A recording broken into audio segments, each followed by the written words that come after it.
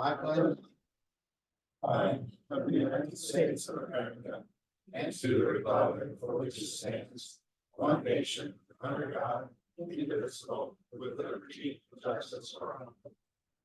Well, good morning again, everybody. This is going to be a great meeting. We are really looking forward to having Sarah back. So Dr. Douglas, thank you for being one of our return speakers. We'll say a few more words about that in just a minute, but we're going to go through our announcements quickly.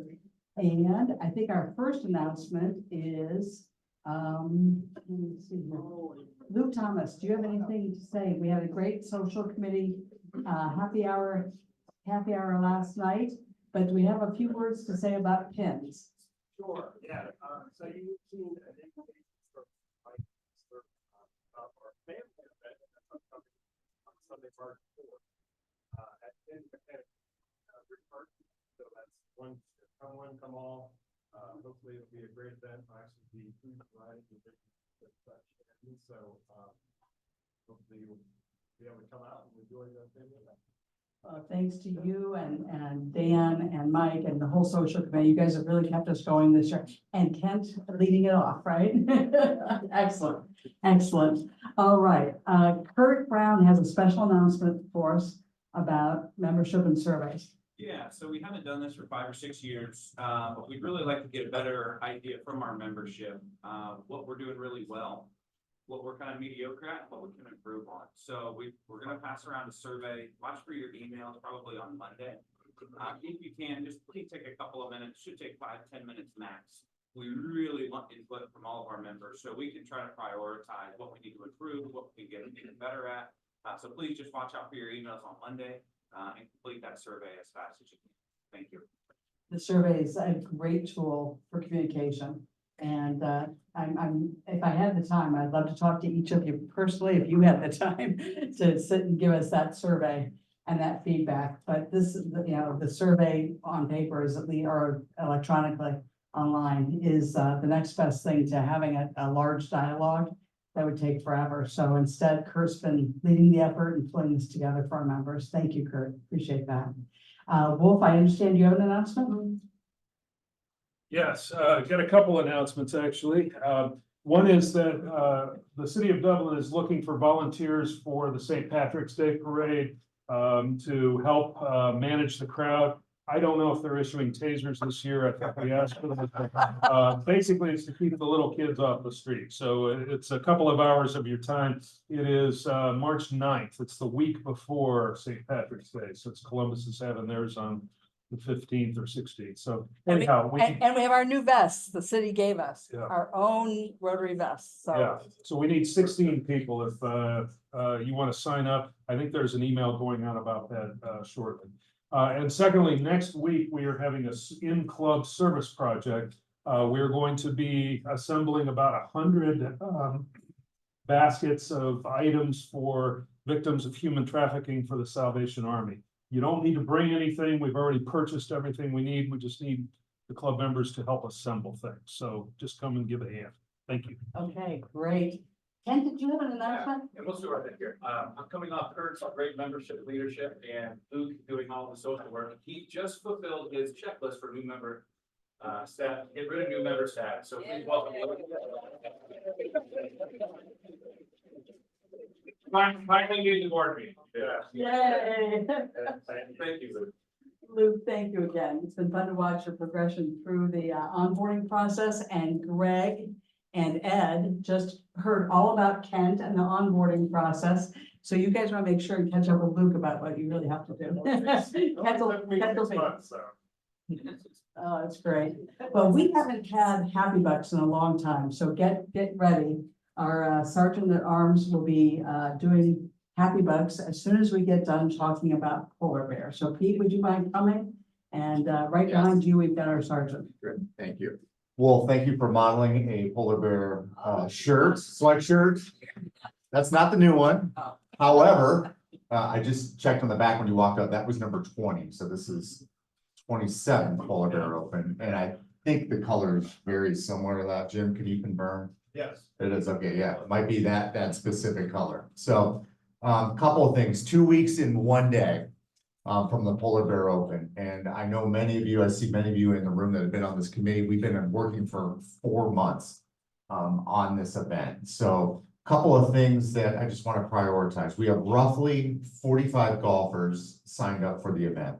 These last 2 weeks are historically where we get our biggest push of folks signing up. So I don't know if the Facebook boost has gone out. Yeah, I'll check. Okay, yet, so where we need your help on a couple of things. So if you are on Facebook, go to the Dublin AM Rotary page and share the data or the publicity stuff in regards to the Polar Bear Open. So we need to continue obviously to get the word out. We still need volunteers. So the key pieces of the volunteer are the course setup and the end of the day breakdown of the course. So we could still use a couple of bodies associated with the front end and the back end of the event. And for those of you that have volunteered, since the event is starting a little bit later, we won't need to be there as early as some of the things, and I'll be reaching out and coordinate with you on some of those individual things. When does the event start this year? Registration starts at 8:30 and the actual event starts at 10 o'clock. Okay, so that's pushed back an hour and a half in comparison to prior years. Last thing, golf club raffle. So we have 20 of our 60 raffle tickets sold. If you want to be in on these, those are Cobra irons that we're giving away. Thank you, Jeff Shaner, for purchasing those. Jeff purchased those for us, and then he gives a donation to the club for half of that particular cost. Thank you for that, Jeff. So for the golf club raffles, if you want to pay that, you can go on Eventbrite, you can buy a raffle ticket there, or you can just hand me a $20 bill and trust me, and I will get you signed up. So I'm also going to pass out one more time around. If you want to sign up for the event and you keep forgetting to do it on Eventbrite, I know there's a couple of you in this room probably that are on that. Sign up and we'll get you loaded. So thank you, everybody. Thank you, Peter. I am gonna miss you every Monday night. Yeah. The committee has been faithful about Monday night Zoom meetings. Alrighty, any last announcements? And let's welcome Jim Van Deen.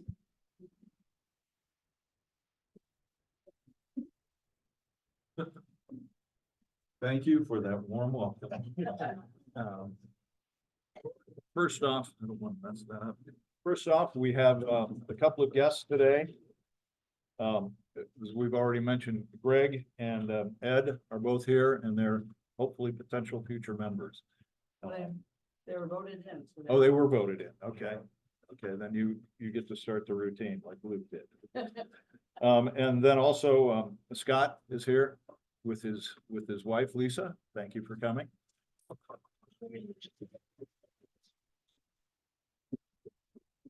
Today we have $21 in the small pot and 470. About Jerry Douglas. Well, I thought they were both. Are they? He's a guest. Okay, okay, I'm sorry then. Jerry, I thought you were speaking also.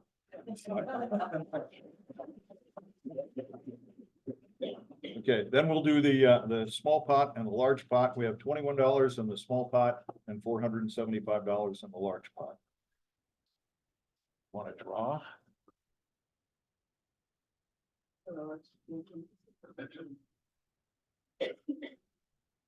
4985.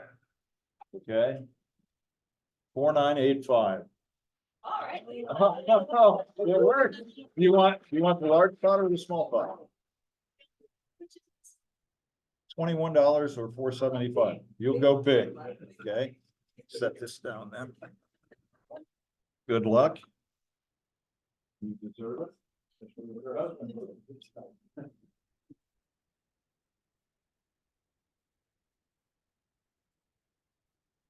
No, all right. You keep the card. Isn't that generous? Okay, then you want to try for the $21. 4948.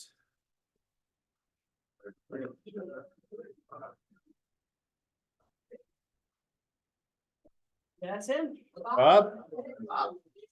Congratulations.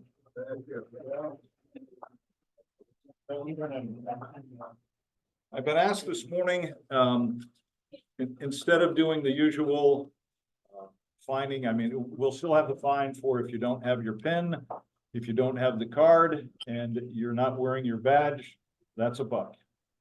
Beyond that, we're going to do Happy Bucks. We haven't done Happy Bucks for a while, so if anybody has a Happy Buck. Jim, I have a happy buck. Okay. From sunny Florida, I am pleased to remind everyone that we have a youngster in our group. Today is Gene Oliver's birthday.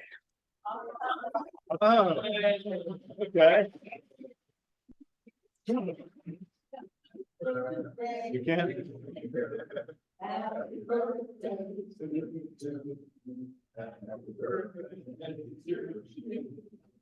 Happy birthday.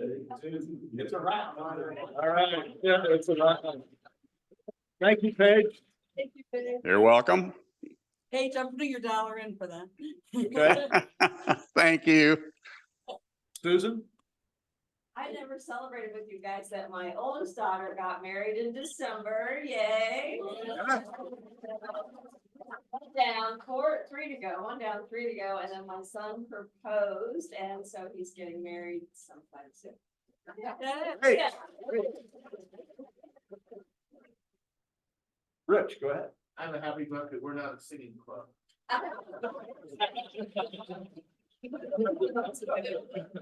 That was rather obvious.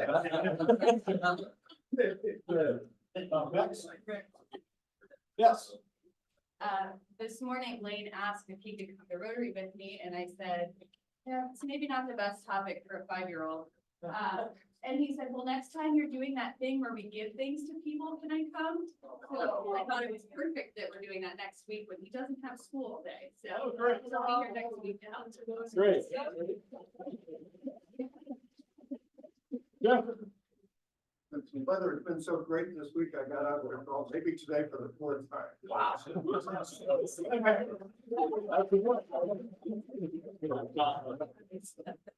Yes, sir. I'm visiting from the Altanche group, but it's always a pleasure to come see everyone here. And I too am glad you're not seeing.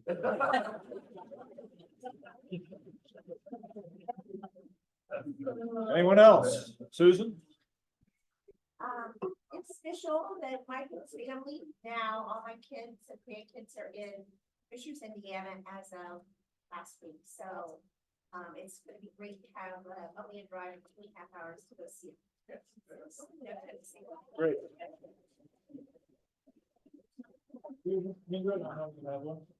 Yep, my happy buck is because of our literary committee. We, Jim and I got to go yesterday and see 2nd and 7. What they do with 2nd graders and what we're supporting there is just amazing.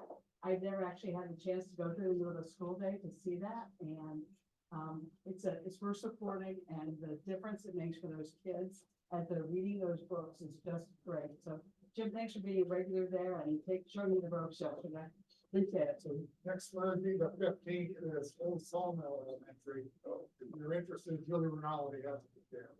Okay, what day is it again? Next Thursday. Next Thursday, 15th. There's gonna be another 2nd and 7 read along. So Old Sawmill. Old Sawmills, and check your email. That sounds great. I gotta reiterate, you have to go. If you haven't seen this before, make some time to go. These 2nd graders are so excited to read and learn, and the athletes are amazing. Oh, yeah, the athlete was just great.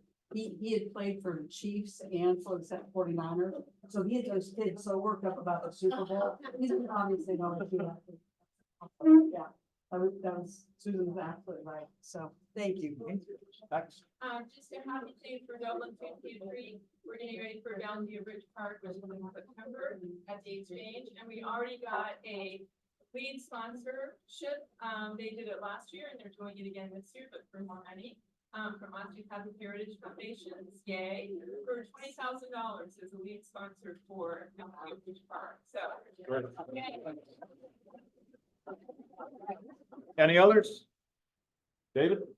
I just wanted to let you know, because of the financial, support of this club, the Daniel Wright Elementary is putting together a team of Let Me Run boys for the spring, and they've recruited 4 coaches, for the season, and one of them is gonna be my wife, Joanna. So thank you to the club. for the support.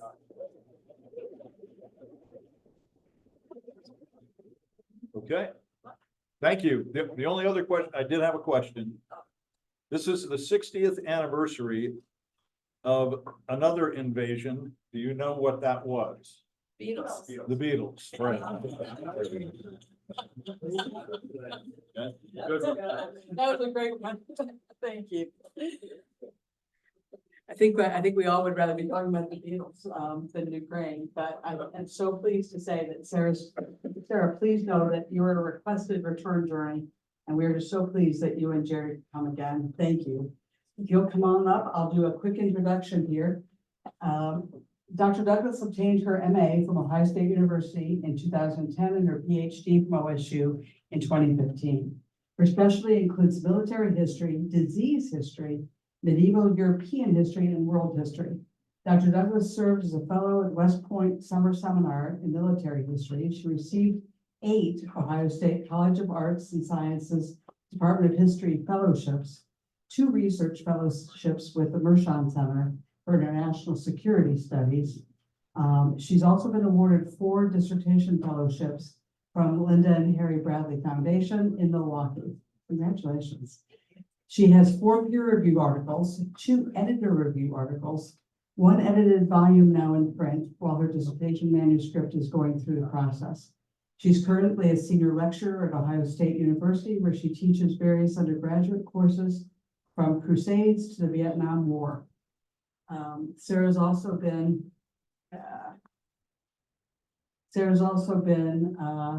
a lecturer at Norwich University. She also teaches graduate courses in masters in military history and in global history. Dr. Douglas is brought back by popular demand, as I've mentioned, and we are just so interested in what's happening in the world. Appreciate you coming back, and please take it away for us.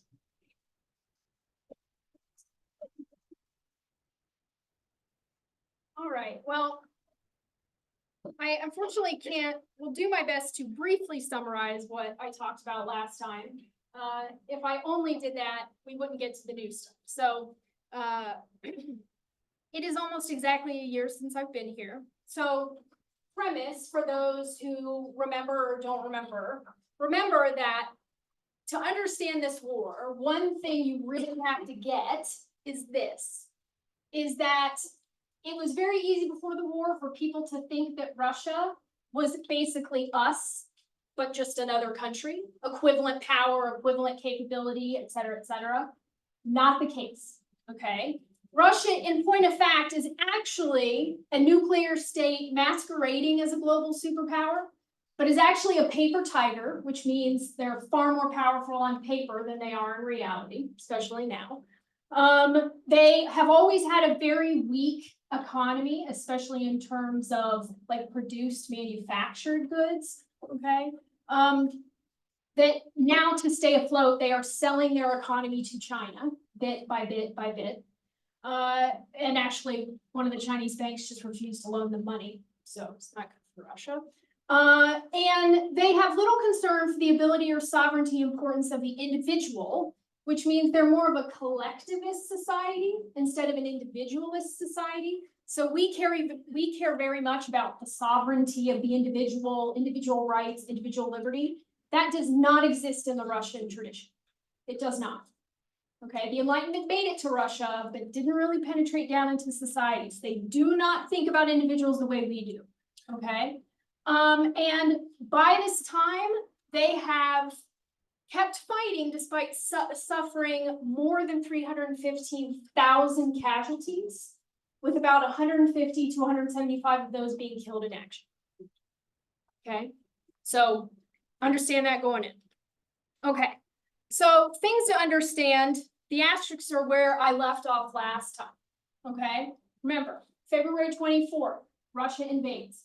Okay, their goal Tale as old as time for militaries, go for the enemy capital, take the capital, country falls, okay? That's what they tried. It didn't work, okay? They tried to get into Kyiv. The Ukrainians held up way better than anybody, including myself, expected, okay? And I'll often refer to them as my friends. I'm talking about other military history professors that we have talked about this war extensively since it started. By the spring of 2022, the Russians realized they're not getting into Kyiv. So they pulled back to regroup. And they kept trying to find ways to get into the capital. That didn't succeed. So they had to completely remaster their entire battle plan. Which, if you remember my talk last time, I talked about how there's two different command structures that exist, right? The one command structure is the one like we Western powers use, where you have this feedback loop of a commander and his staff. And there's sort of a dialogue and an interaction between the commander and his staff to make decisions. Russia, it's one direction. The commander makes a plan, his staff carries it out. No dialogue, no assessment, no adaptation. So when they couldn't get into Kyiv, they had to pull back, and it took them months. And at least 12 to 13 new theater commanders to figure out what to do, okay? Because they had not planned for the war to last more than about 5 to 7 days. Massive operational failures on the part of the Russians, basic operational failures on the part of the Russians through that spring into the summer. Then the Ukrainians launch one of the most impressive offensives in modern military history, called the Kharkiv offensive that we talked about. Complete surprise. They used something you remember I talked about called thunder runs, where we talked about thunder runs. So they used thunder runs, gained a lot of territory. Eventually that advance did stall. Then in the winter of 22 to 23, the war, it technically went into stalemate. But in this part of the world, if we're going to use sort of like early modern language, like what Napoleon's era would use, it's called winter quarters. Okay, people in this part of the world just don't really engage in active combat too awfully much in the winter. It's too cold, it's too difficult. Post-industrialization, that's not really true. Obviously, if anybody knows anything about World War II, that's not true in World War II and post-World War II, but that's not how these armies are operating, okay? So not too much happened in the winter of 22 to 23. And then going into the spring of 23, the Russians were supposedly building up. They were preparing for a new offensive. The Russians did technically launch an offensive, but it wasn't nearly as overwhelming as people expected. Then you have, I'm sure you heard about Bakhmut in the news. You couldn't have missed it. It was talked about all the time if you were paying any attention to this, which if you weren't, I get it. Battle of Bakhmut happens. We'll talk about that. And then the Ukrainians into July of 23 launched a counteroffensive. Okay, I'm gonna go past that. Okay, so first key thing. In the winter of 22 to 23, the Russians have pulled back. They gained a lot of territory. So all the red you're seeing, except for the Crimea and the this region over here, okay, where you have the striped red lines, okay, the Russians already held that. But what they ended up taking are these regions here in the east and the south. The Russians dug in, and they built extensive trench lines with trenches, barbed wire. These were developed starting in World War II. The French developed them. Doesn't matter. A lot of different people developed these types of anti-tank barriers. Anybody knows anything about history? Does this look familiar to anybody? I was gonna say trenches, really? Yes. Okay. Extensive trenches. Everywhere you're seeing a red circle are trench lines, defensive fortifications, and minefields. Now, you can tell, what do they care about most? Crimea. Yeah. Crimea. The Russians, I think it would be fair to say, care far more about losing Crimea than they care about losing the eastern regions, okay? It was known that the Ukrainians were going to have to launch an offensive. Everybody knew that, okay, because they have to get the Russians out. Okay, so everybody knew an offensive was coming, nobody knew where it would be, nobody knew what it would look like. So the Russians knew that, which is why they dug in. So the Russians decided to do something that at the end of my talk, if we get there, again, if anybody knows anything about World War I, very Verdun of them, okay, they decide to launch an offensive before Ukraine can do it. So they launch an offensive. I'm calling it a minor offensive because in the news it was like, they got 200,000 men amassed, it's gonna be this massive invasion. It was nothing like that. You could barely even tell an offensive had been launched. But what's important is that they decided, or at least the Wagner group decided, which mercenary group hired by the Russians, affiliated with Russians, decided they were gonna take a city called Bakhmut. There is no strategic significance to that city. It's not at a crossroads, it's not at a rail depot, it doesn't have fuel yards, it doesn't have oil, it doesn't have coal, doesn't have an airport, doesn't have a nuclear power plant. Nothing is there. Wagner decided they were gonna take it, and the Ukrainians decided we're gonna stop them. So what happened is, if you know anything about World War I, like the Battle of Verdun, the Germans decide they're gonna take Verdun. Verdun had no strategic significance whatsoever. And the French dug in and said, we're gonna keep Verdun because it matters to us. And what ended up happening is a 6-month battle that didn't mean anything. And that's the sad thing about this battle. Ukrainians, we're not gonna give up Bakhmut, we're gonna keep it, we're going to hold on to it. Wagner is determined they're gonna take it.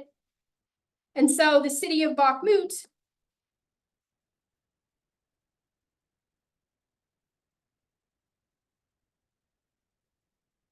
reduced to nothing.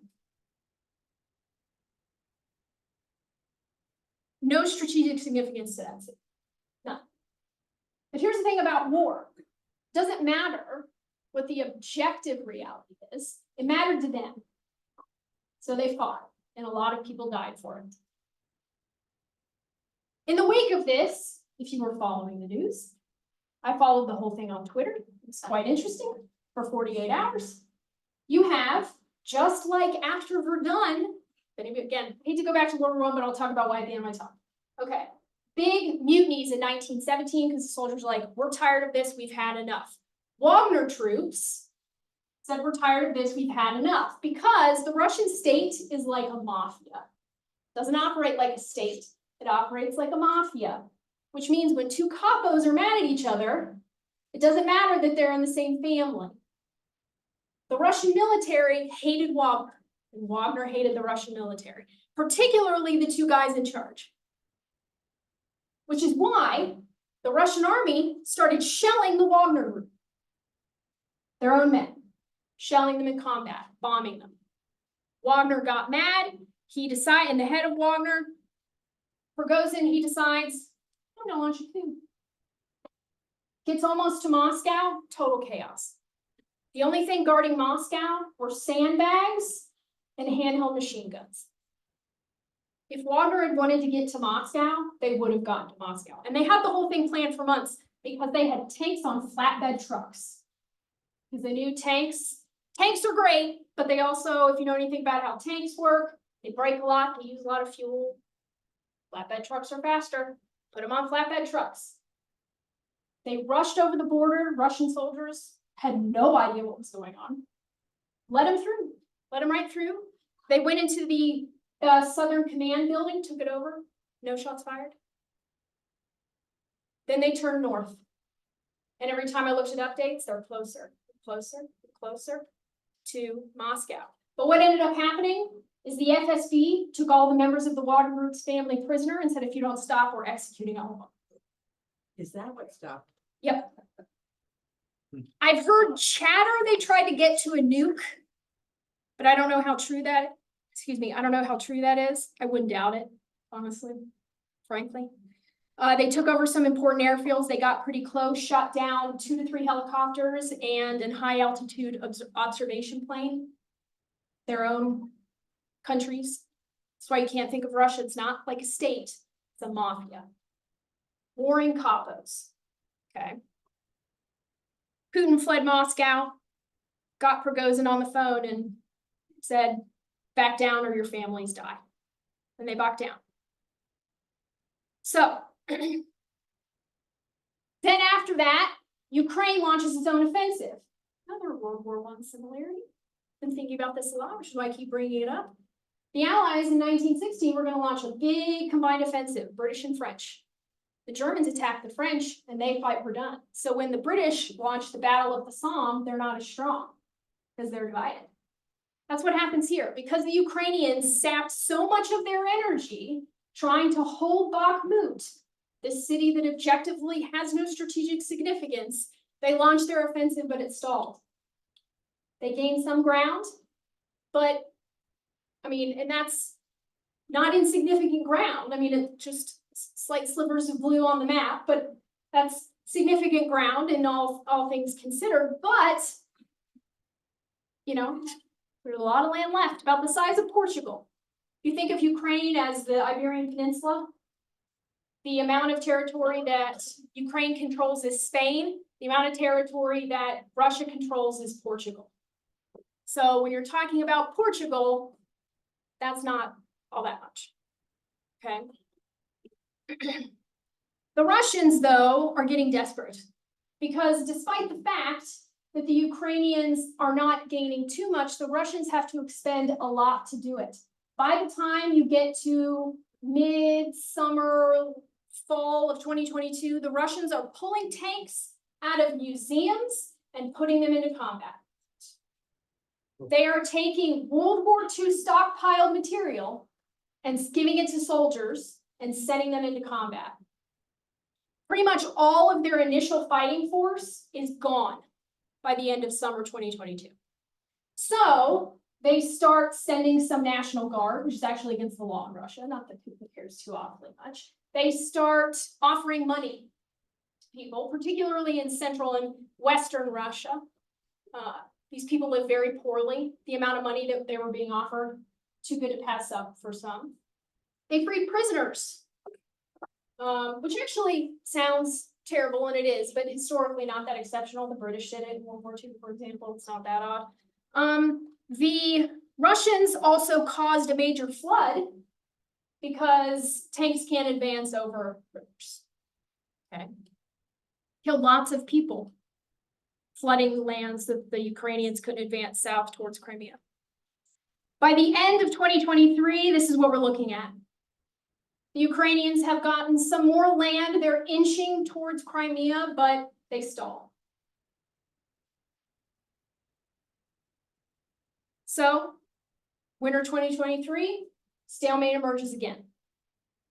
Okay. What we're seeing in this war is that once the initial attack failed, this war shifted to something that is both very new and very old. Okay. The new parts are probably obvious. Drones, big thing, right? Implementation of drones for observation, for attack, for defense, okay? They also are using quite effectively the HIMARS systems that we have sent them. They have shot down quite a lot of Russian aircraft and several Russian vessels using their HIMARS systems. They're also using a Franco-British ballistic missile called the Storm Shadow. British have to come up with creative names for these things. That's it on the plane. It's not the plane, it's this right here, okay? Can be launched from the ground, but also can be launched from aircraft, causing a lot of damage. And not only are the Ukrainians really effectively integrating drones into their combat operations, but drones of different types and different sizes and different uses. They're also becoming one of the leading world producers of drones. There are a ton of civilian companies in Ukraine that have started to produce drones. The Russians, meanwhile, are buying theirs from other countries like Iran and North Korea and probably China by way of them. The result is that they are inflicting major loss after major loss after major loss on the Russians. Every time I hear about one of these things happening, I can't believe it, so I should stop not believing it and just accept that this keeps happening. They destroyed a multi-million-dollar supersonic bomber in Russia with a long-range missile. They just shot down a spy plane, tens of millions of dollars that thing cost, and they shot it down because the Ukrainians blew up a radar field. The Russians sent in the plane to do the job, and they blew up the plane. Lots of helicopters. A few days ago, they struck one Russian oil field. Just this morning, 2 more.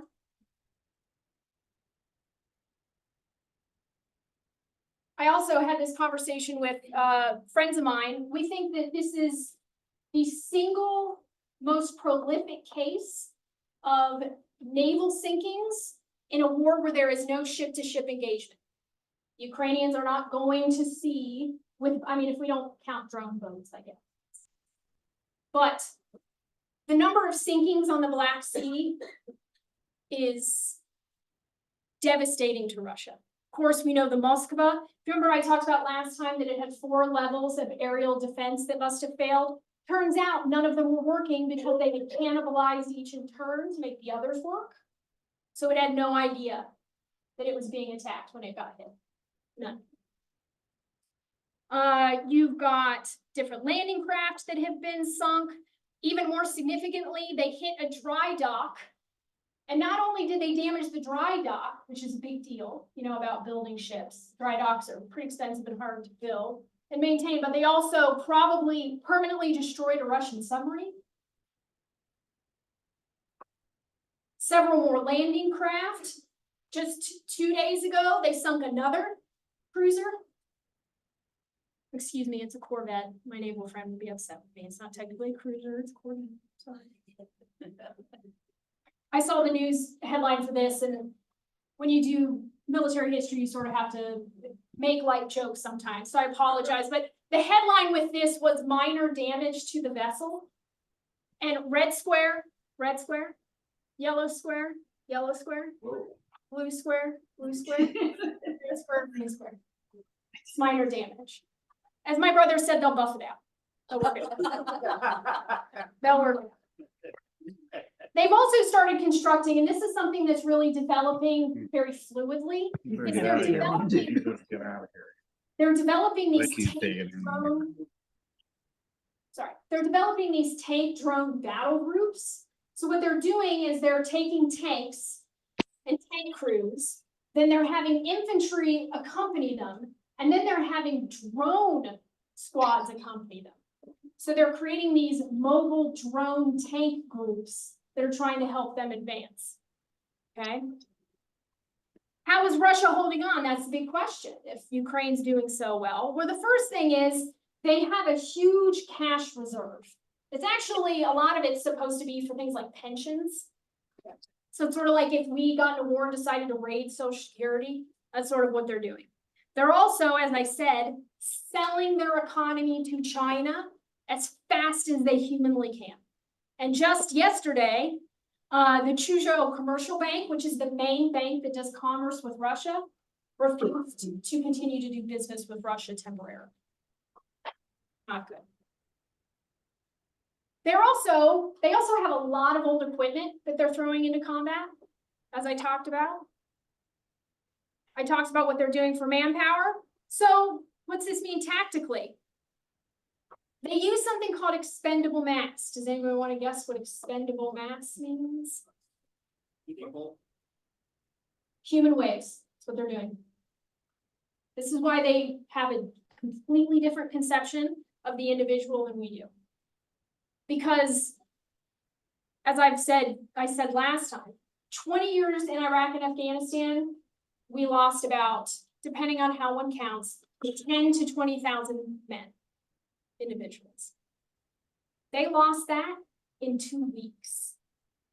20 years, 2 weeks.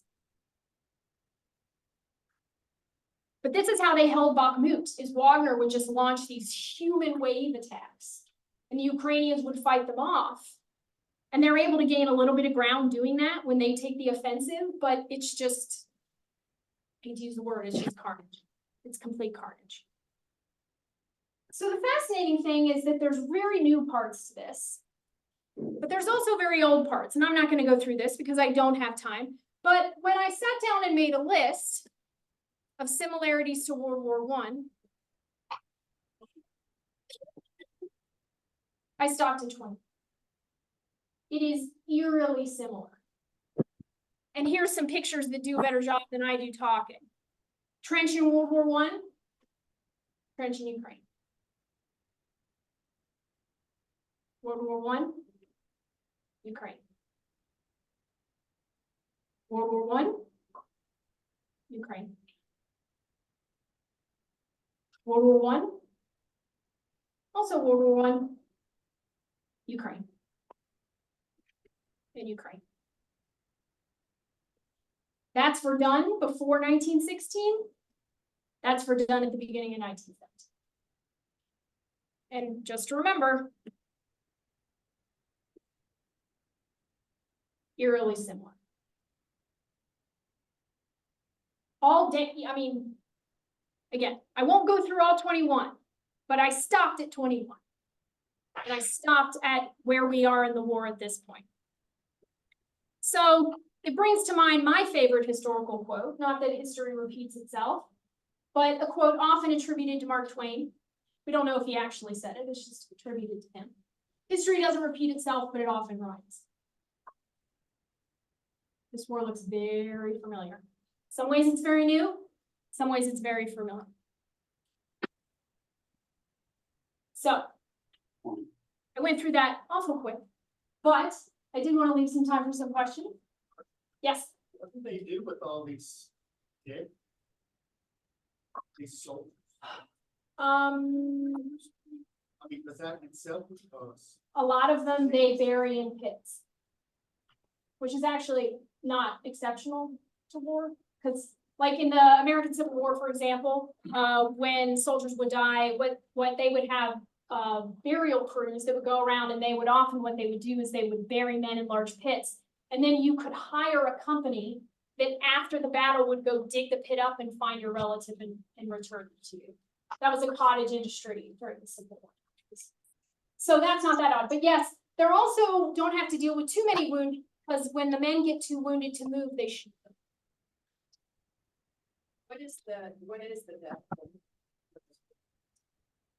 Well, so the difficulty with providing numbers is that depending on numbers are a tool of propaganda.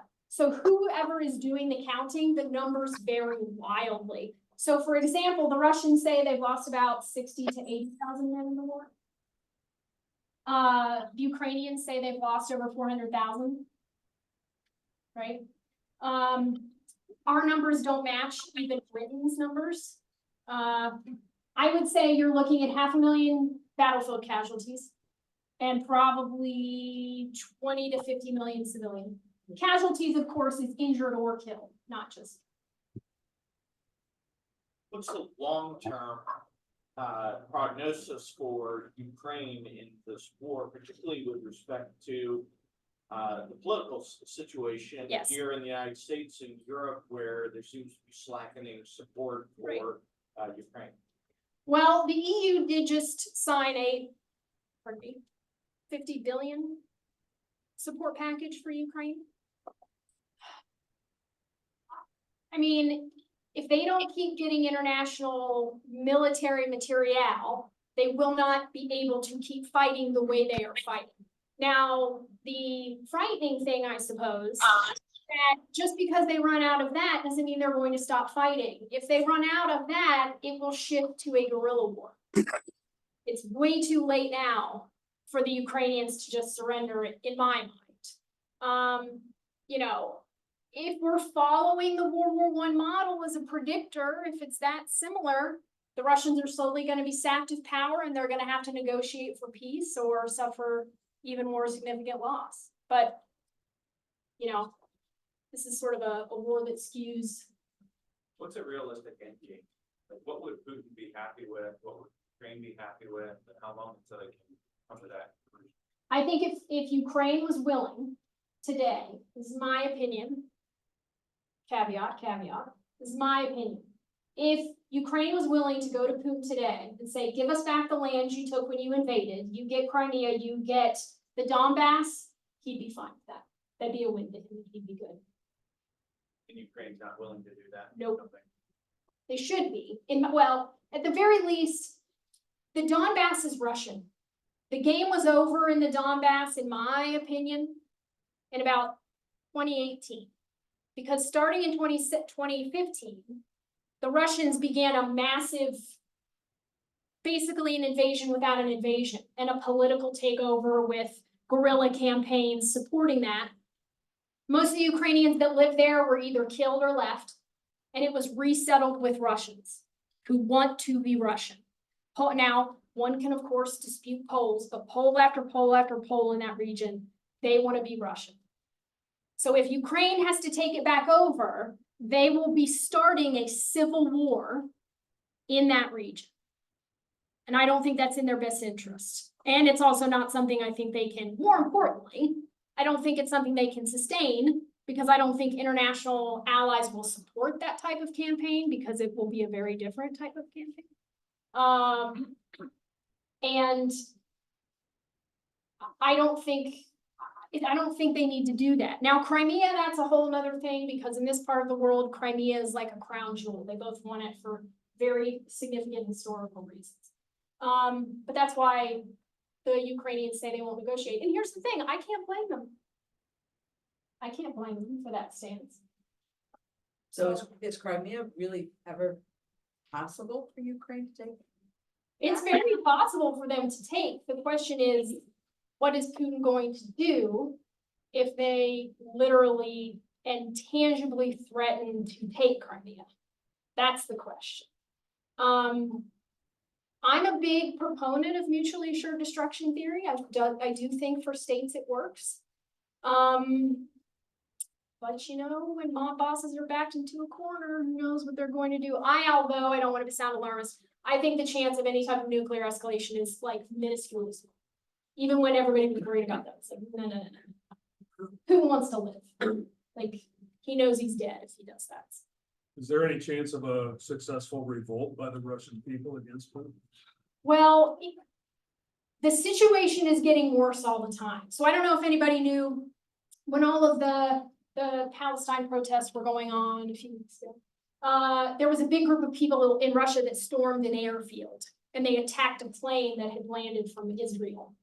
And that type of thing would not have happened. There's no way. So I think it's sort of coming apart at the seams. You even have soldiers' mother. Russia has a really big tradition of revering mothers of soldiers, which is a very good thing. They have a lot of power, social power, and some of them have started to come out and speak out against the war. So that's pretty significant. But I think what you're dealing with is you have a lot of the young people who were staunchly anti-Putin left when the war started, tens of thousands of them. The people that are left have been the subject of Putin's propaganda train for 20 years. So I don't know. We'll see. It's hard. There's been a lot of violence. I think there's a latent insurgency with some assassinations that have gone on, but how big it is and how strong it is. Yes. What's the status of Wagner? Well, so what they did is they obviously Prigozhin. I do think Prigozhin's dead, by the way. I don't think that was some elaborate hoax to like run off to South America or something like that. Yeah, he's gone. That's my opinion. Along with most of his high-level people in the Wagner group. They broke it up and they put basically people in the club with Putin into Wagner to run Wagner, because we think of Wagner operating in Ukraine, but actually Wagner's biggest job is operating in Syria and operating in Africa. So they need to keep doing that because Russia needs to maintain its ties, because they offer like security services to different African states and in Syria. So they're still operating in those areas, and supposedly there's some Wagner presence in Ukraine, but I don't think so. I think that's in name only. I think most of the ones that fled to Belarus, if they were smart, they fled, and if not, they're probably no longer with us. Yeah.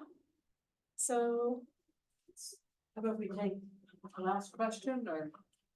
So in the situation you described where they mutually divide up territory, do you think that Putin would just use that to take time to regroup and then relaunch an assault? The degree to which Putin has gutted his military. I mean, I had a student ask me, well, what happens when Finland, what happened when Finland, gonna join NATO? What happens if Russia attacks Finland? With what? They don't have, they're scraping together men. They're running out of tanks as fast as they can put them into combat. They're using World War II era guns. They have no ammunition. So you're talking decades of rebuilding. And that's military rebuilding. That doesn't even count economic rebuilding. Because, if anybody expected the sanctions to immediately collapse Russia, then no disrespect, that's not how modern economies work. Especially anybody that has a lot of raw natural resources like Russia does. Some of the biggest diamond mines in the world are in Russia, just sit and sell diamonds. And the oil. And the oil as well. And Putin, the state controls all that. So, of course, I want to say if he was smart, no. And Putin is no fool. Make no mistake, the man is no fool. But the amount of time it would take to rebuild, I don't think he has that much longevity. And I think his successors are smart enough to know it would not be good. That would be good. One final thing I will note, so I actually, after being asked several times to do this, created some online courses about military history topics, some fun history topics you can access through a website I created. So if you're interested, a lot of them are about military history. Some of them are just fun historical topics. The website's called Dr. D's History. My students call me Dr. D. Say that again. Dr. D's History. I actually have cards. My dad has cards. So I brought them with me. So if you're interested, I do have a website with a bunch of blog posts and stuff you can read on different military topics. But then it links you to a website where you can take online courses on different topics if you're interested. But otherwise, thank you for having me again. It was a lot of fun. Oh, thank you.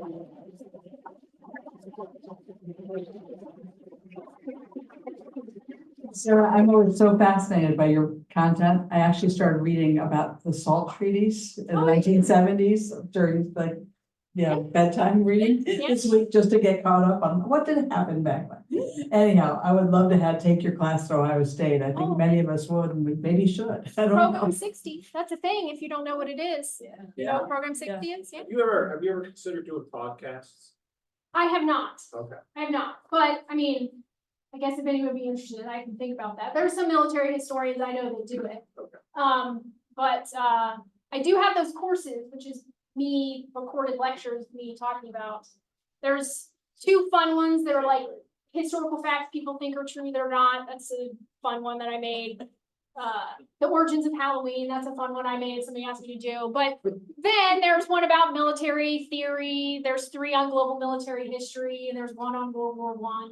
So, and I'm making my Korea and Vietnam ones into classes too. But the cards are over with my father, if anybody wants to. Again, you're a fascinating speaker, and thank you for being here. Thank you. Our closing quote is going to focus us back on peace. And the quote is, "It's not enough to talk about peace, one must believe it. And it's not enough to believe in it, but one must work for it." Eleanor Roosevelt. Have a good week, and we will talk next week about our service project. Come with busy hands next week. Thank you.